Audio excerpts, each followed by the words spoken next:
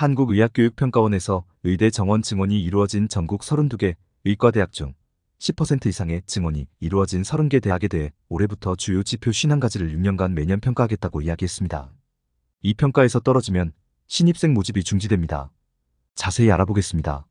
한국의학교육평가원은 지금 현재의 의대생 정원 증원과 관련해 아주 중요한 키를 쥐고 있는 곳입니다.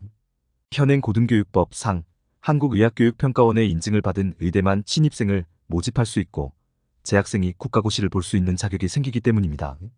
그래서 정부에서는 의대 인증 기준을 낮추려고 시도했으나 실패했고 의대 평가 인증 인정기관 재지정에 조건을 달아보려고 시도하였으나 의평원의 반발로 공론화되면서 흐지부지 된 것 같습니다.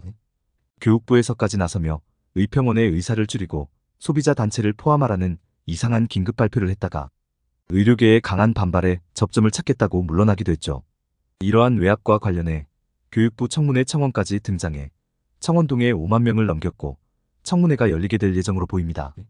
한국의학교육평가원장 안덕선 교수님은 이러한 외압에도 기존의 평가 기준에 따라 공정하게 심사하겠다고 이야기해 모든 의사들의 찬사를 받았습니다.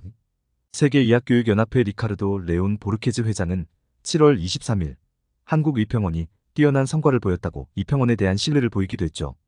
외압에도 꿋꿋하게 기존의 원칙을 고수하며 증원된 의대들을 평가하겠다고 이야기하는 의평원의 평가 일정이 7월 30일 설명회를 시작으로 본격적으로 시작될 예정입니다.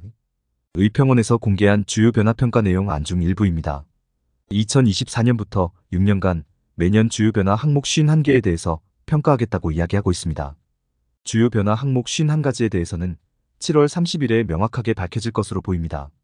지금 보시는 것은 의대 인증평가 시 사용되는 ASK 2019 92개 항목 중 일부입니다. 지금 보시는 항목 중에서는 무조건 들어갈 항목이 교수에 대한 항목입니다. 이미 의평원에서는 엄격한 기준에 따라 교수 자원이 충분한지에 대해서 평가할 예정이라고 밝힌 바 있기 때문입니다. 지난 4월 정원이 10% 이상 늘어난 30개 의대 전체가 자체 평가 결과 기존의 의대 교수 인원으로도 기준을 충족시키지 못해 불인정 판정을 받을 예정이었는데 이미 많은 교수들이 사직서를 제출하고 교수직을 그만두고 있는 현재 상황에서 인증받을 가능성은 매우 적어 보입니다. ASK 2019의 항목들 중 다른 일부입니다. 이 중에서는 교육자원과 관련된 항목들이 반드시 포함될 것으로 보입니다. ASK 2019 평가 기준 중 시설과 관련된 부분입니다. 의대 정원이 많이 늘어난 의과대학들에서 이런 시설적인 측면에서 올해 시행할 평가에서 통과할 만큼 단기간에 시설 확충이 가능하리라 보는 사람들은 많지 않습니다. 중앙일보 기사에 의하면 의평원에서는 이번 평가에서 재정 확보 계획도 중요하게 볼 예정이라고 이야기하고 있는데 지난 영상들에서 말씀드렸던 것처럼 지금 대학병원들은 당장 파산 위기에 처해 있는 만큼 재정 확보 부분에서도 통과하기가 매우 힘들 것으로 보입니다. 이렇게 재평가 대상인 30개의 의과대학들이 의평원의 주요 변화평가를 통과하지 못하게 되면 2025학년도 의과대학 입학 정원이 어떻게 될지 간단하게 살펴보겠습니다. 총 40개의 의과대학 중 30개의 의과대학이 주요 변화평가를 통과하지 못하게 될 것이므로 2025학년도 의과대학 신입생을 뽑을 수 있는 의대는 총 10개 의과대학으로 축소됩니다. 이 10개 의과대학의 정원을 다 합치면 1049명입니다.